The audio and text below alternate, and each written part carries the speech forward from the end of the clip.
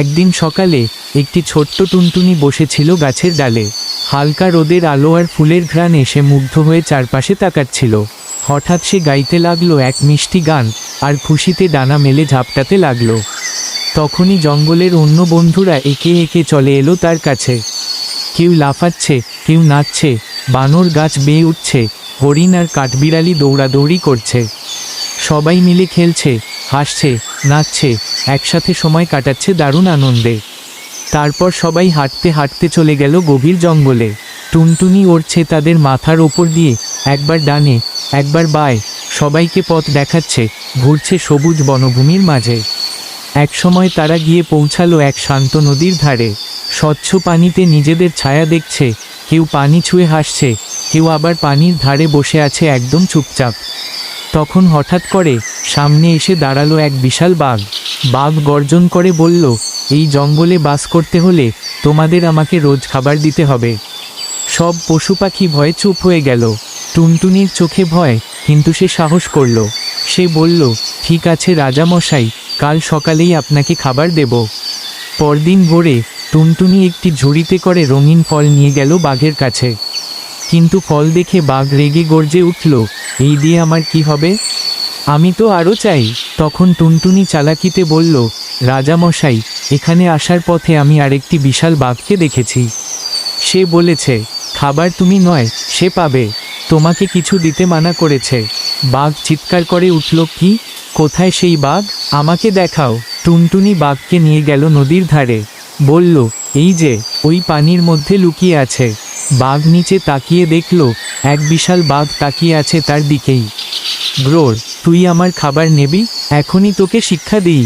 বলেই ঝোপাত সে লাফিয়ে পড়ল নদীর জলে। কিন্তু ওটা ছিল শুধু তার নিজেরই ছায়া।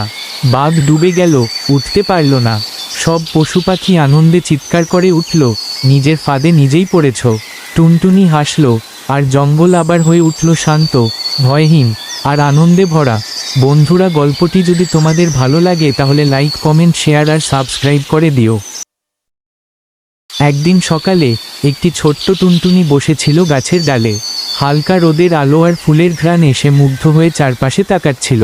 হঠাৎ সে গাইতে লাগলো এক মিষ্টি গান আর খুশিতে ডানা মেলে ঝাপটাতে লাগলো। তখনই জঙ্গলের অন্য বন্ধুরা একে একে চলে এলো তার কাছে। কেউ লাফাচ্ছে, কেউ নাচছে, বানর গাছ বেয়ে উঠছে, হরিণ আর কাঠবিড়ালি দৌড়াদৌড়ি করছে। সবাই মিলে খেলছে, হাসছে, নাচছে, একসাথে সময় কাটাচ্ছে দারুণ আনন্দে। তারপর সবাই হাঁটতে হাঁটতে চলে গেল গভীর জঙ্গলে। টুনটুনি উড়ছে তাদের মাথার ওপর দিয়ে, একবার ডানে একবার বাঁয়ে, সবাইকে পথ দেখাচ্ছে, ঘুরছে সবুজ বনভূমির মাঝে। একসময় তারা গিয়ে পৌঁছালো এক শান্ত নদীর ধারে। স্বচ্ছ পানিতে নিজেদের ছায়া দেখছে, কেউ পানি ছুঁয়ে হাসছে, কেউ আবার পানির ধারে বসে আছে একদম চুপচাপ। তখন হঠাৎ করে সামনে এসে দাঁড়ালো এক বিশাল বাঘ। বাঘ গর্জন করে বলল, এই জঙ্গলে বাস করতে হলে তোমাদের আমাকে রোজ খাবার দিতে হবে। সব পশু পাখি ভয়ে চুপ হয়ে গেল। টুনটুনির চোখে ভয়, কিন্তু সে সাহস করল। সে বলল, ঠিক আছে রাজামশাই, কাল সকালেই আপনাকে খাবার দেব। পরদিন ভোরে টুনটুনি একটি ঝুড়িতে করে রঙিন ফল নিয়ে গেল বাঘের কাছে। কিন্তু ফল দেখে বাঘ রেগে গর্জে উঠল, এই দিয়ে আমার কি হবে? আমি তো আরও চাই। তখন টুনটুনি চালাকিতে বলল, রাজামশাই, এখানে আসার পথে আমি আরেকটি বিশাল বাঘকে দেখেছি। সে বলেছে, খাবার তুমি নয়, সে পাবে। তোমাকে কিছু দিতে মানা করেছে। বাঘ চিৎকার করে উঠল, কি?